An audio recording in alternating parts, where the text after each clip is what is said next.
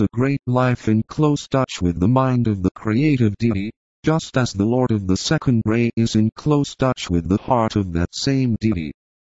His influence is great at this time, though not as potent as it will be later. Science is a psychological unfoldment in man due to this ray influence, and is only entering into its real work. His influence is waxing in power, just as the influence of the sixth Lord is waning. 6. The Lord of Devotion and Idealism. This solar deity is a peculiar and characteristic expression of the quality of the solar logos. Forget not that in the great scheme of the universal universe, not just our universe, our solar logos is as differentiated and distinctive in quality as are any of the sons of men.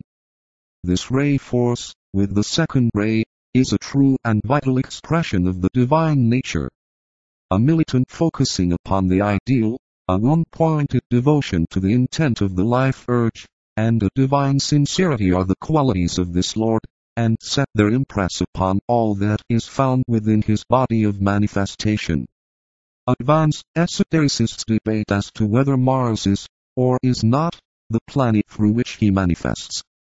You must remember that only a few of the planets are the bodies of expression of the Lords of the Rays. There are 10 planets of expression, to use the term employed by the ancient rishis, and only 7 ray lives are regarded as the builders of the system. The great mystery, which is finally revealed in the higher initiations, is the relation of a ray to a planet. Therefore seek not full information at this time. The influence of the sixth Lord is now passing out. 7. The Lord of Ceremonial Order, or Magic is now coming into power, and is slowly but surely making his pressure felt. His influence is most potent upon the physical plane, for there is a close numerical interrelation between, for instance, the Lord of the seventh ray, and the seventh plane, the physical, just as the seventh root race will see complete conformity to and a perfect expression of law and order. This ray of order and its incoming is partially responsible for the present tendency in world affairs for governmental dictatorship, and the imposed control of a central governing body. It may be of value here if I give you the following statement as to the activity, or non-activity, of the rays, begging you to bear in mind that this statement refers only to our Earth and its evolutions. Ray 1 not in manifestation. Asterisk Ray 2 in manifestation since 1575 AD. Asterisk Ray 3 in manifestation since 1425 AD. Ray 4 to come slowly into manifestation after 2025 AD. Asterisk Ray 5 in manifestation since 1775 AD. Ray 6 passing rapidly out of manifestation. It began to pass out in 1625 AD. Asterisk Ray 7 in manifestation since 1675 AD. These are of course all lesser cycles within the influence of the sign Pisces. You will see that 4 rays are in manifestation at this time: the 2nd, 3rd, 5th, and 7th. The question arises here. How does it happen that we find people in incarnation on all the rays at practically the same time? The reason is that, as you can easily see, the 4th is beginning to approach, and the 6th is passing out, which puts 6 of the rays in the position of having their egos in manifestation. There are however very few of the 4th ray egos on the Earth at this time, and a very large number of 6th ray egos, for it will be about 200 years before all the 6th ray egos pass out of incarnation. As to the 1st ray egos, there are no pure 1st ray types on the planet. All so-called 1st ray egos are on the 1st subray of the 2nd ray, which is in incarnation. A pure 1st ray ego in incarnation at this time would be a disaster. There is not sufficient intelligence and love in the world to balance the dynamic will of an ego on the ray of the destroyer. Just as the human family has a relation to the planetary logos of our Earth, which is best expressed by stating that it constitutes his heart and brain, so does the sum total of analogous evolutions within the entire solar system constitute the heart and brain of the solar logos. Intelligent activity and love are the outstanding characteristics of a developed Son of God, whilst their lower reflections, sex and desire, are the characteristics of the average man and the undeveloped sons of God. These 7 living qualified emanations from the central vortex of force are composed of untold myriads of energy units which are inherently and innately aspects of life, endowed with quality and capable of appearance. Below the human, the combination of these 3 produces conscious response to the environment, regarding the environment as composed of the sum total of all lives, qualities and appearances, the synthesis of the 7 rays or emanations of the deity. They produce in the human kingdom a self-conscious awareness, and in the superhuman world a synthetic inclusiveness. All human monads, carried into manifestation by the will and desire of some ray lord, are part of his body of manifestation. Potentially they express his quality and appear phenomenally according to the point in evolutionary expression, which has been reached. As he is, so are we in this world, but only as yet potentially, the goal of evolution being to make the potential into the real, and the latent into the expressed. The work of the esotericists is just this very thing. To bring out of latency, the hidden quality. For the function of Christianity, I have now laid down the basic premise that all that is known to us is a manifesting divine entity, expressing itself through 3 aspects which, for the purposes of this treatise, and because they are more in line with the terminology of emerging modern thought, I choose to call life quality appearance. These are but other names for the Trinity of all the great religions, and are synonymous with the Christian phrase, Father, Son and Holy Ghost, those old anthropomorphic terms. With spirit, soul and body, the current phraseology. And with the life, consciousness and form of the Indian philosophy. May I interpolate here the comment that modern thinkers would do well to bear in mind, that the importance of Christianity lies in the realization that it is a bridging religion. This is symbolized for us by the fact that the master of all the masters took incarnation in Palestine, that slice of land which is midway between Asia and Europe, and which partakes of the character of both. Christianity is the religion of the transitional period, which links the era of self-conscious existence with that of the group-conscious world. It is extant in the age which will see that type of thought prevailing which, when rightly applied, will serve as the connecting link between the worlds of concrete and of abstract mind. The old commentary puts it thus.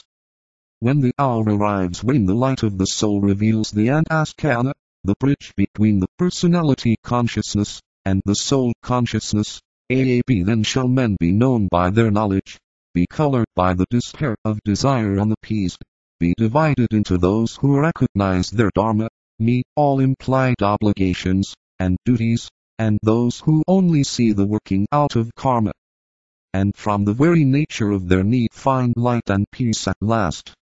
Christianity is primarily a religion of cleavage, demonstrating to man his duality and so laying the foundation for future unity.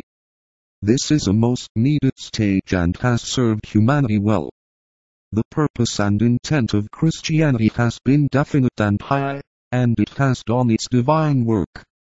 Today it is in the process of being superseded, but by what new formulation of truth is not yet revealed.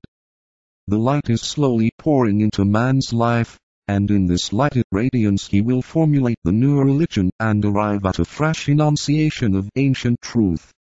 Through the lens of the illumined mind, he will shortly see aspects of divinity hitherto unknown.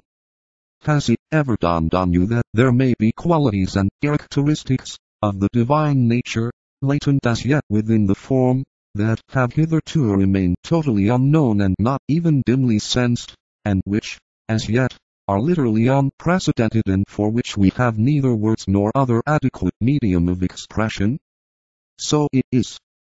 Just as the phrase, group consciousness, would carry, for early primitive man, no significance whatsoever, and would have been only a meaningless string of alphabetical forms.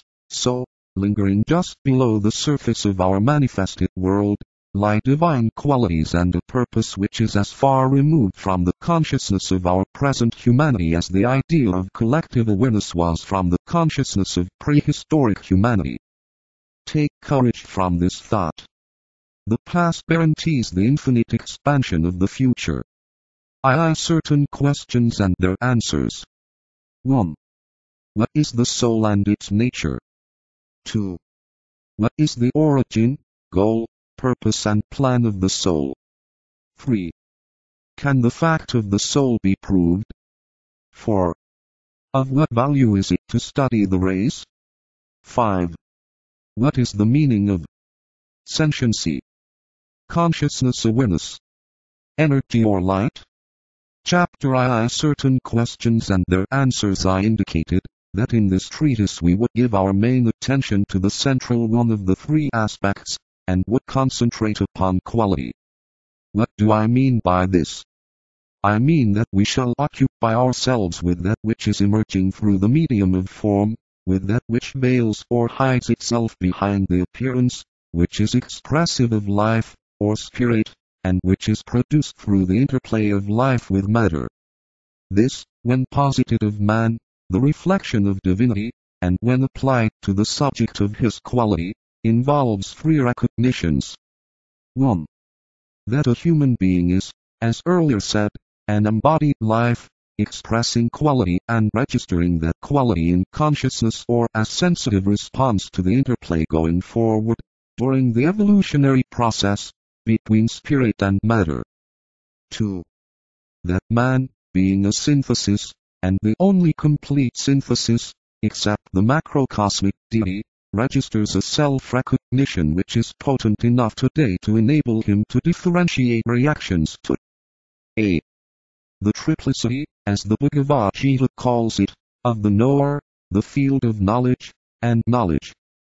B. A growing realization that the field of knowledge is but an appearance or an illusion, that knowledge itself can be a hindrance unless transmuted into wisdom.